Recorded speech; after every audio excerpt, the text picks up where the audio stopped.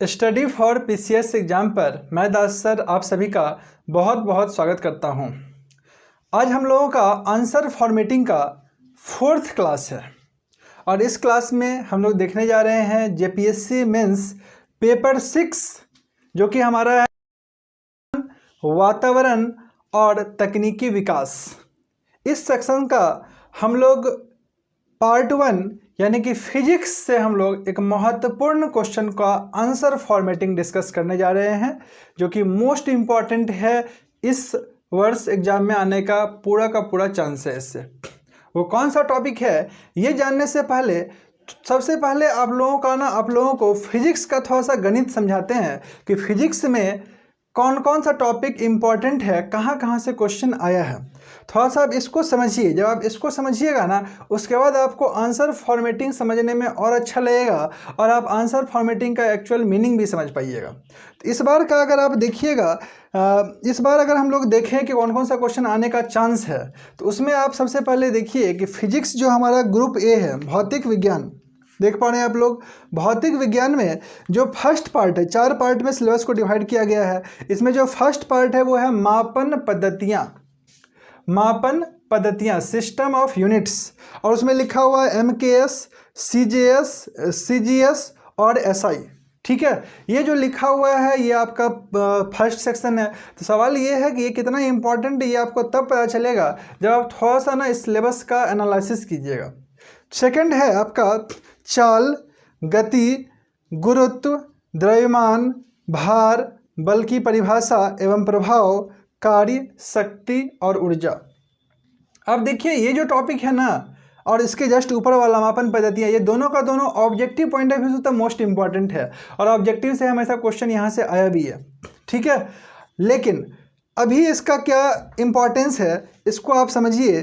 Third section देखिए कि सौर प्रणाली दिया हुआ है, सूर्य और ग्रहों के सापेक्ष पृथ्वी की स्थिति, पृथ्वी और चंद्रमा की सौर प्रणाली में गति, चंद्रग्रहण और सूर्य ग्रहण, ये आपका थर्ड सेक्शन दिया हुआ है। ठीक है, और फोर्थ सेक्शन दिया हुआ है ध्वनि की प्रकृति की संकल्पना, तरंग लंबाई और आवृत्ति, अवश्रव्य और पराध्वनिक ध्वनि, प्रकृति में अवश्रव्य ध्वनि के स्रोत, पराध्वनि की विशेषताएं और कुछ उपयोग।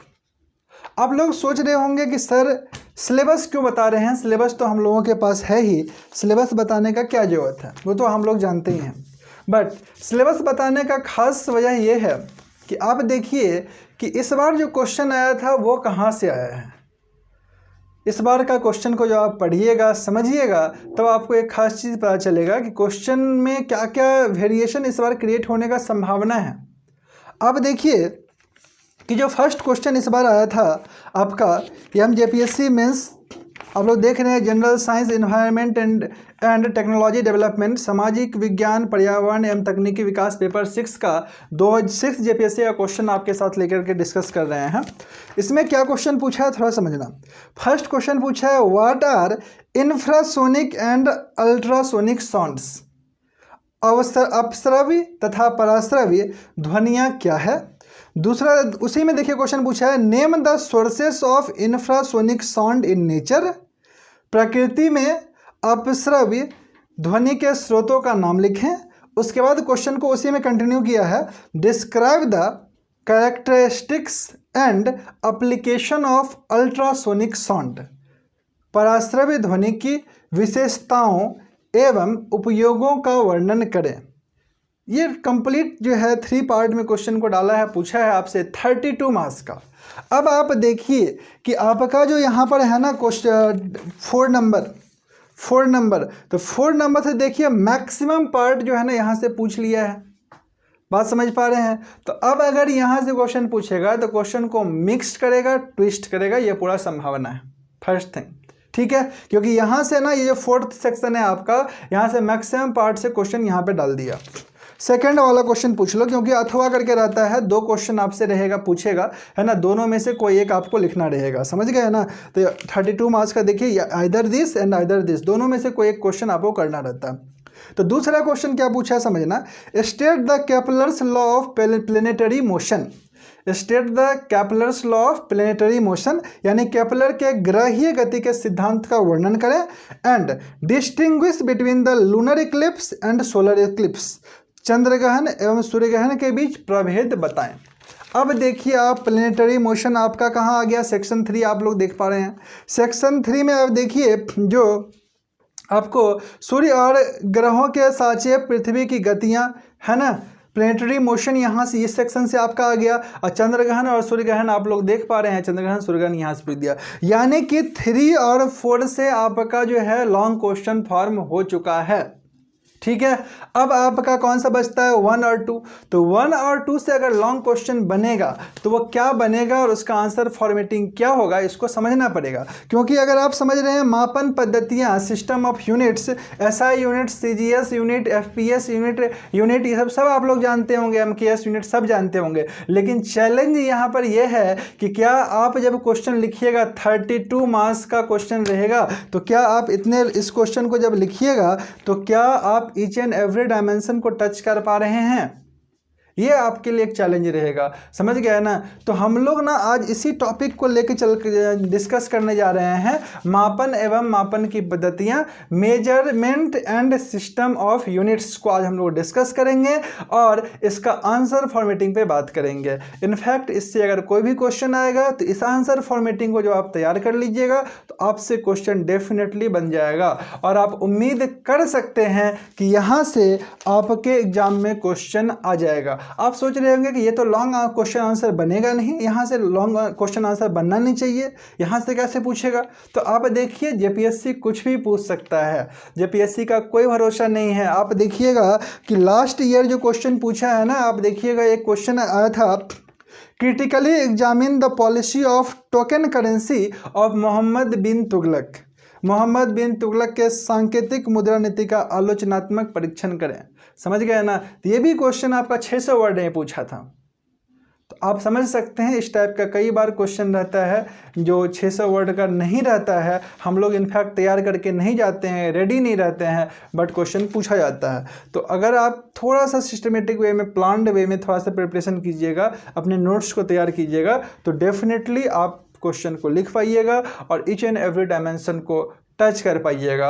और आंसर फॉर्मेटिंग आपके आंसर को एक ट्रैक पे, एक अच्छा रणनीति बोल सकते हैं, और आपके आंसर का ईच एंड एवरी एस्पेक्ट्स को लिखने में आपका मदद करता है, आपका एकदम track to the point answer लिखने में मदद करता है। इसलिए आंसर फॉर्मेटिंग पे आपको ज़बरदस्त प्रैक्टिस करना चाहिए और उस पर आपको ज़बरदस्त काम करना चाहिए। क्योंकि अगर आपको ट्रैक पता रहेगा ना, इसके बाद ये लिखना है, इसके बाद ये लिखना है, इसके बाद ये लिखना है, इसके बाद ये लिखना है, तो डेफिनेटली आप लिख दीजिएगा। हो सकता है कि आप अपने नोट्स में मैक्सिमम कंटेंट डाल गए हो, मैक्सिमम फैक्ट्स डाल के गए हो, आप उतना फैक्ट्स नहीं लिख पाए, लेकिन अगर आप सभी एस्पेक्ट्स को टच कर दीजिएगा, सभी डायमेंशन को टच कर दीजिएगा, तो उसी मार्क्स आ जाता है। ये स्टूडेंट्स, चलिए स्टार्ट करते हैं आज का सेशन। लेकिन उससे पहले आपको बता दें कि हम लोग 2 तरह का क्लासेस स्टार्ट करने जा रहे हैं और इनफैक्ट क्लासेस स्टार्ट हो गया है।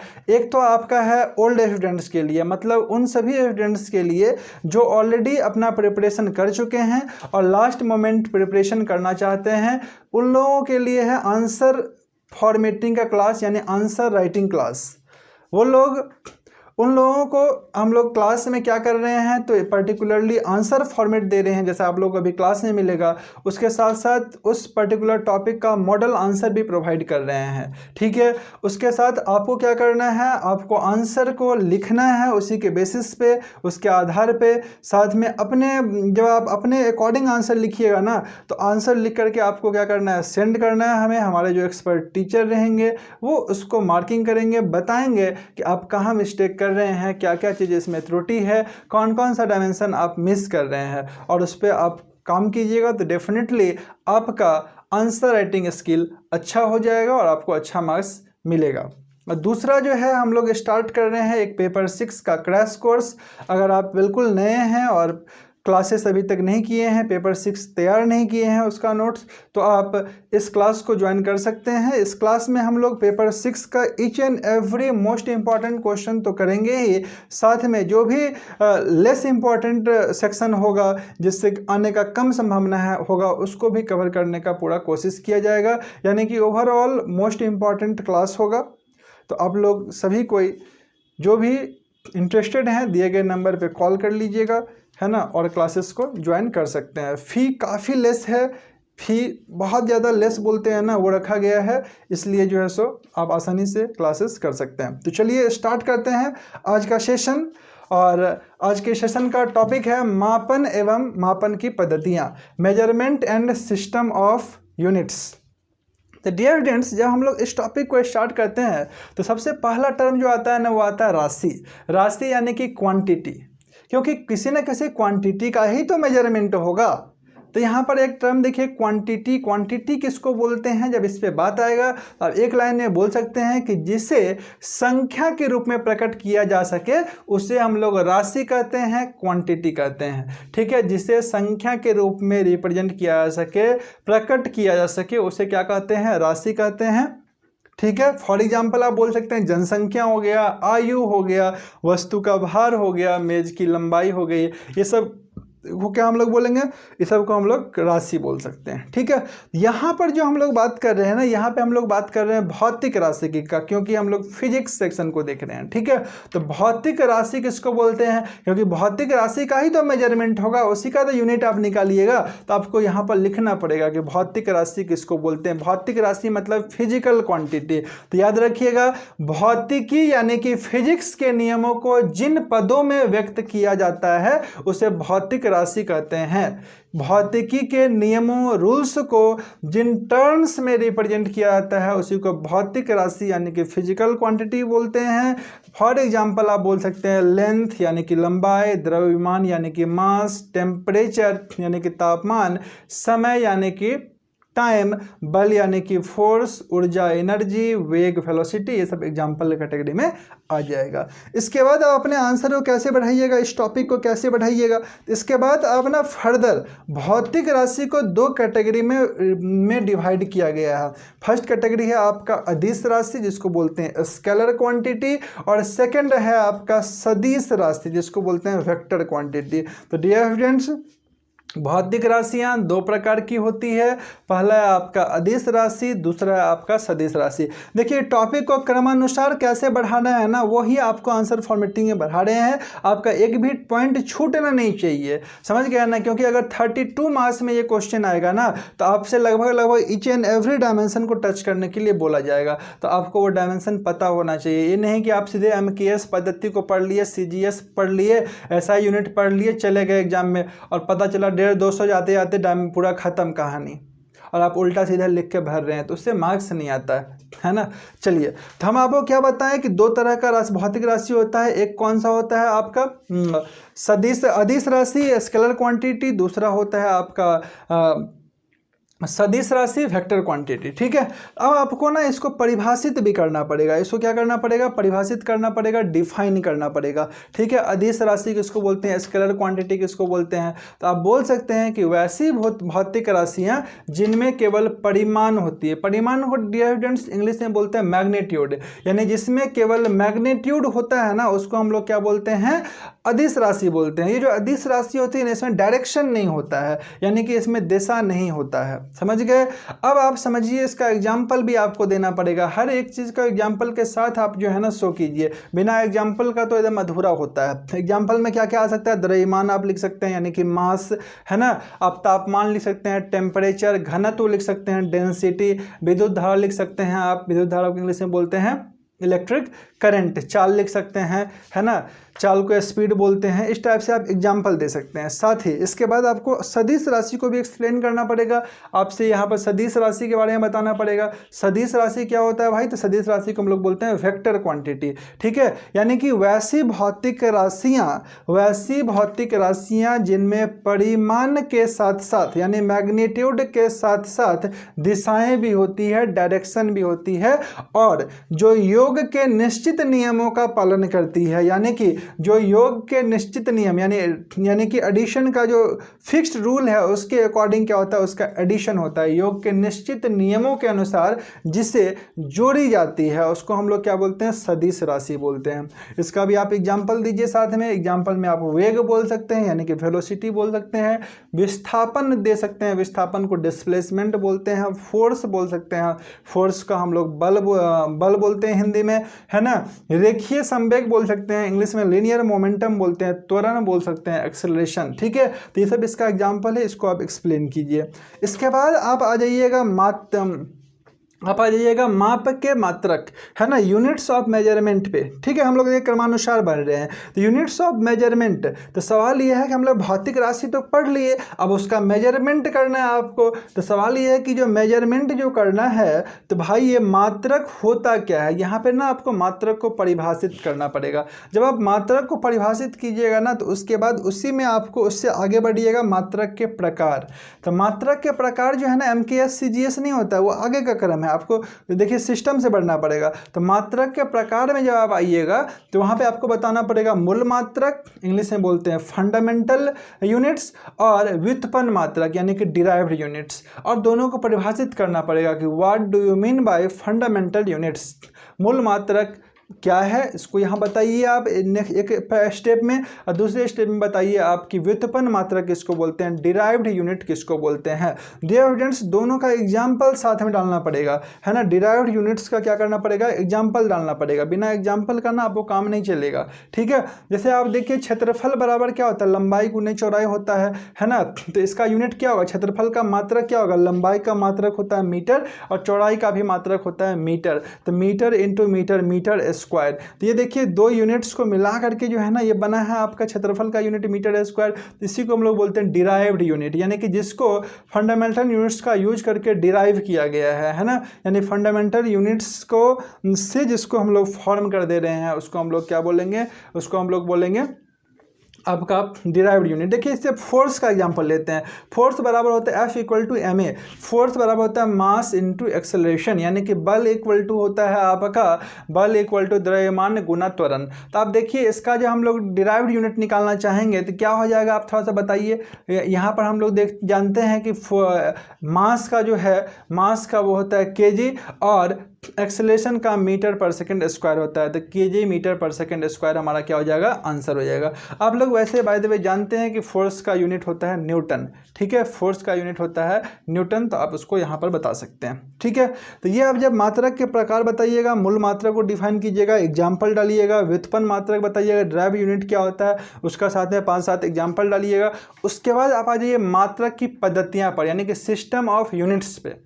ठीक है, सिस्टम ऑफ यूनिट्स पे आ जाइए। अब ये सिस्टम ऑफ यूनिट्स क्या होता है, डिराइव्ड सिस्टम ऑफ यूनिट्स को 4 भागों में डिफाइन किया गया है, 4 भागों में बांटा गया है। ठीक है, पहला है आपका CGS सिस्टम, यानी कि CGS पद्धति। CGS को बोलते हैं सेंटीमीटर ग्राम सेकंड पद्धति। ठीक है, और इसका ना एक और नाम है फ्रेंच सिस्टम। ठीक है, फ्रेंच पद्धति बोलते हैं इसको। तो आपको इसके बारे में थोड़ा सा बताना पड़ेगा, 2-3 लाइन में इसके बारे में आप बता दीजिए। उसके बाद आप आ जाइए इसका सेकेंड टाइप पे। सेकेंड टाइप जो है वो है FPS सिस्टम। FPS सिस्टम होता है फुट पाउंड सेकंड सिस्टम, यानी कि फुट पाउंड सेकंड पद्धति। ठीक है, अब ये फुट पाउंड सेकंड पद्धति क्या है, इसको 2-3 लाइन में बताइए। आपको बता दें कि जो foot pound system second system है, FPS सिस्टम है, इसको ब्रिटिश सिस्टम भी बोलते हैं। कौन सिस्टम बोलते हैं, ब्रिटिश सिस्टम बोलते हैं। तो ये आपको पता होना चाहिए। देखिए एकदम क्रमानुसार सिस्टम से चल रहे हैं हम लोग, आपको भी इसी टाइप से चलना है। अभी जो आपको क्वेश्चन मिलेगा ना उसको आंसर फॉर्मेटिंग जो कीजिएगा एकदम सिस्टमेटिक वे में कीजिएगा। ठीक है, तो उससे क्या होगा कि मार्क्स आपका अच्छा आएगा। और आप जो है आधा अधूरा लिखिएगा, कुछ छोड़ दीजिएगा, तो वहीं पर मार्क्स कटता है ना। फैक्ट्स बहुत ज़्यादा इंपॉर्टेंट नहीं होता। आप नेट पर देख रहे होंगे, बहुत सारे टॉपर्स लोगों का कॉपी देखते होंगे, सबका कॉपी में डिफरेंट होगा। किसी किसी का लेखन शैली इतना अच्छा होता है ना, फैक्ट्स कम रहता है लेकिन इतना अच्छा लिखता है कि उसको उस पर मार्क्स मिल जाता है। और सबका सब डायमेंशन कवर किया रहता है। किसी किसी में खाली डेटा भरा हुआ रहता है लेकिन आधा मतलब कहीं से कहीं लिंक किया हुआ रहता है, उसमें उन लोगों को उतना मार्क्स आता नहीं है। तो हम लोग CGS सिस्टम के बारे में बताएंगे, FPS सिस्टम के बारे में बताएंगे, उसके बाद MKS सिस्टम के बारे में बताएंगे। देखिए MKS सिस्टम क्या होता है, MKS सिस्टम क्या होता है, इसका फुल फॉर्म क्या होता है, आपको पता है क्या? आप हमें कमेंट में बताइए MKS का फुल फॉर्म क्या होता है। सभी कोई जो भी देख रहे हैं ना बताइएगा MKS का फुल फॉर्म क्या होता है MKS सिस्टम में। तो MKS पद्धति के बारे में बताइए। उसके बाद ना आप सिस्टम ऑफ यूनिट्स के बारे में बताइए। System of units, SI unit, ठीक है, सिस्टम ऑफ यूनिट्स के बारे में बताइए। और सिस्टम ऑफ यूनिट्स के बारे में ना थोड़ा सा आपको डिटेल में बताना पड़ेगा कि सिस्टम ऑफ यूनिट्स, चूंकि SI यूनिट्स यहाँ पर फेमस है और SI यूनिट्स ये आज की डेट में चल रहा है, तो आपको इसके बारे में ना थोड़ा सा बताना पड़ेगा कि भाई SI यूनिट्स क्या होता है, क्या है, कब इसका आविर्भाव हुआ, यानी कि कब यह पद्धति आरंभ हुआ। तो आपको बता दें कि general conference of weight and measures, है ना, ये आपको हुआ था महासम्मेलन, वेट एंड मेजर्स का महासम्मेलन हुआ था 1960 ईस्वी में। समझ गए ना, 1960 ईस्वी में क्या हुआ था, एक महासम्मेलन हुआ था, किस चीज़ का? उस महासम्मेलन का नाम था general conference of weight and measures, ठीक है।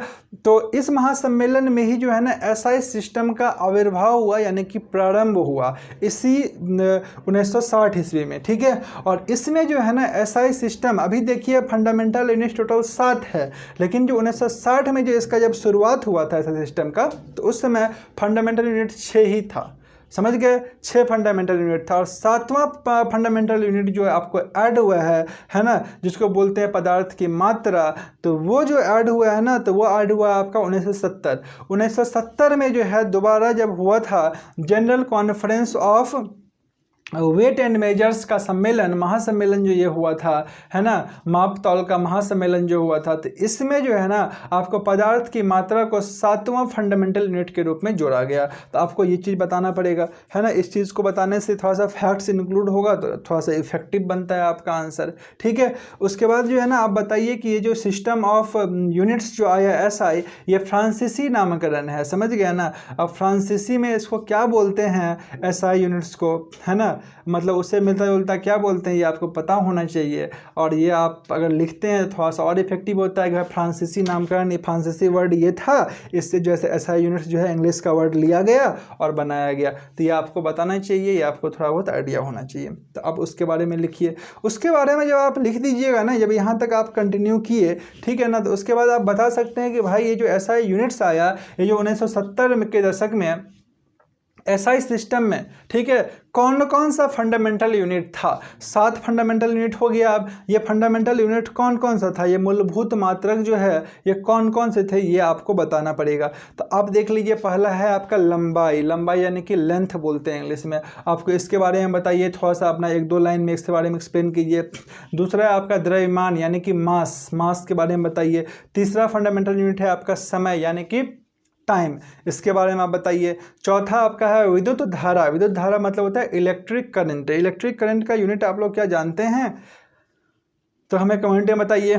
कुछ वीडियो देखते देखते एक्टिविटी की करते रहिए, है ना, उससे क्या होता है ना, बोरियत ख़त्म हो जाता है। अगर आप बिल्कुल कंसंट्रेट नहीं कर रहे हैं तो कंसंट्रेशन लेवल थोड़ा सा ना अफेक्ट करता है कि भाई कुछ बोल रहे हैं सर, है ना, कुछ आंसर करना है। नहीं तो पता चला कि आँख भी लग रहा है, देख भी रहे हैं। यूट्यूब पे पढ़ना थोड़ा सा सभी के लिए आसान नहीं होता है।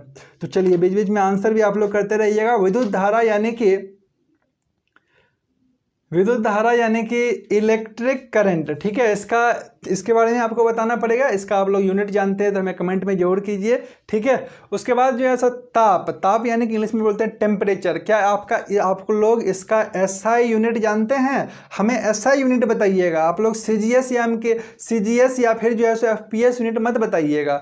आपसे हम पूछ रहे हैं SI यूनिट। अगर आप SI यूनिट जानते हैं, ताप का, विद्युत धारा का SI यूनिट क्या होता है, तो वो हमें बताइए कमेंट में, ठीक है। उसी तरह से आपसे पूछ रहे हैं ज्योति तीव्रता। ज्योति तीव्रता आपका छठा जो है सो ये है, ठीक है। और ये 6 जो अभी बताएं आपको भौतिक राशि, फिजिकल क्वांटिटी, ये 6 का 6 1960 में ही जो है सो आपको SI सिस्टम में आ गया था, ठीक है। ज्योति तीव्रता को इंग्लिश में बोलते हैं ल्यूमिनस ऑफ इंटेंसिटी, है ना।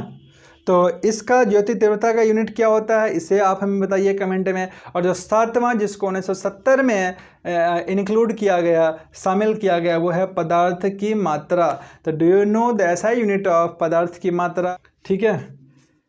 तो इसके बारे में आप बताइए, इसका यूनिट क्या होगा, इसके बारे में बताइए, पदार्थ की मात्रा का यूनिट क्या होता है, सभी का हमें कमेंट में कीजिए। चलिए हम लोग आगे बढ़ते हैं। आगे जो है आपको यहाँ तक जब आप बता दीजिएगा तो यही SI सिस्टम में ना दो संपूरक मात्रक को भी शामिल किया गया। संपूरक मात्रक को बोलते हैं सप्लीमेंट्री यूनिट, ठीक है। तो दो सप्लीमेंट्री यूनिट को भी शामिल किया गया। अब ये दो सप्लीमेंट्री यूनिट कौन कौन है, इसको कैसे परिभाषित कीजिएगा, ये आपको आइडिया होना चाहिए। तो आपको बता दें, एक तो आपका प्लेन एंगल है, तो प्लेन एंगल का यूनिट क्या होता है, क्या आप जानते हैं, हमें कमेंट में बताइए। दूसरा है आपका सॉलिड एंगल। सॉलिड एंगल का क्या यूनिट जानते हैं, नहीं जानते हैं तो सर्च कीजिए, है ना। तो प्लेन एंगल और सॉलिड एंगल, ये दो संपूरक मात्रक को भी यहाँ पर SI सिस्टम में शामिल किया गया। यानी कि 7 मूल मात्रक और 2 संपूरक मात्रक होता है, ठीक है। इसको यहाँ पर आप शामिल कर लिए, आप इसके बारे में बताएं, ठीक है। अब आपको आना पड़ेगा व्युत्पन्न SI मात्रक को।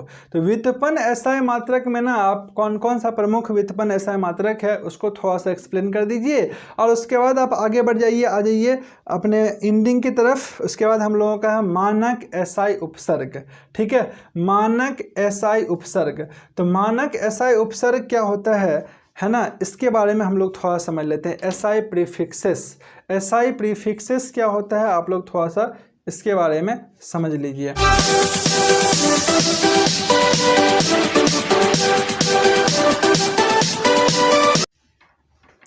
तो जब हम लोग SI प्रीफिक्सेस का बात करेंगे तो अब देखिए कि जो मापन पद्धतियाँ है ना, मेजरमेंट जो हो रहा है, तो इसमें आधारी मात्रक या फिर जो है सो व्युत्पन्न SI मात्रक, ठीक है।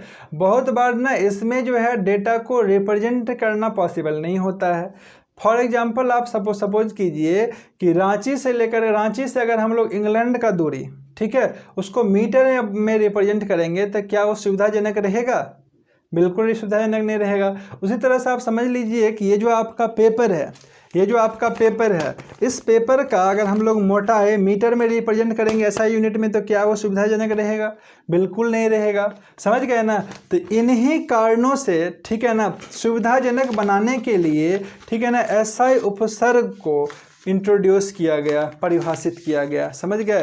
तो SI मानक उपसर्ग इंपॉर्टेंट है, इसके बारे में आप बताइए। और ये SI मानक उपसर्ग क्या क्या है, इसको आपको बताना पड़ेगा। आप लोगों को याद होगा, आप लोग मैथ्स में याद किए होंगे, मेंसुरेशन में याद किए होंगे, milli, micro, nano, pico, femto, atto. Milli, micro, nano, pico, femto, atto, है ना, ये आप याद किए होंगे। ये सब 3 का डिफरेंस में चल रहा है। मिली मतलब -3, है ना, माइक्रो मतलब 10 का पावर -6, है ना, नैनो मतलब 10 का पावर -9, मतलब छोटा वाला यूनिट हो गया, ठीक है। और उसी तरह से आप अगर बड़े यूनिट में जाइएगा तो क्या होता है, किलो, मेगा, गीगा, है ना। उसके बाद आपका होता है tera, peta, exa. Kilo, mega, giga, tera, peta, exa. तो ये सब क्या है, प्रीफिक्स है, ठीक है ना। जैसे कि 1 मिलीमीटर बराबर क्या होता है, 1 मिलीमीटर बराबर क्या होता है आपका 10 का पावर -3 मीटर। ये भी आपको लिख देना चाहिए, वहाँ पर थोड़ा सा एक्सप्लेनेशन होता है। और उसी तरह से 1 किलोमीटर बराबर क्या होता है, 10 का पावर 3 मीटर होता है। तो ये आप समझ गए मानक उपसर्ग के बारे में, मानक उपसर्ग क्यों इंपॉर्टेंट है इसके बारे में। अब हम लोग समझते हैं इस टॉपिक का लास्ट पॉइंट है SI मात्रक के गुण। यानी कि SI मात्रक को जो आप एक्सप्लेन किए ना, इसका गुण बताइए, क्या प्रॉपर्टीज है, समझ गए। क्योंकि जब SI मात्रक के गुण और दोष बताइएगा ना, तो वहाँ पे इंपॉर्टेंट फैक्ट बनता है। आपको पूछ भी सकता है SI मात्रक के गुण को एक्सप्लेन कीजिए। तो SI मात्रक का गुण के में आप बोल सकते हैं कि SI मात्रक का क्षेत्र बहुत ही व्यापक है और यह विज्ञान तथा प्रौद्योगिकी यानी कि साइंस एंड टेक्नोलॉजी की सभी शाखाओं के लिए मान्य है और प्रयुक्त है ना। इस चीज़ को आप यहाँ पर लिख सकते हैं। आप उसके अलावा बोल सकते हैं कि SI मात्रक जो है वो निरपेक्ष है। निरपेक्ष का मतलब हो गया एब्सोल्यूट है, समझ गए। इसके अलावा आप इसमें बोल सकते हैं इसका प्रॉपर्टीज में कि इसमें आधारी मात्रकों की संख्या न्यूनतम है।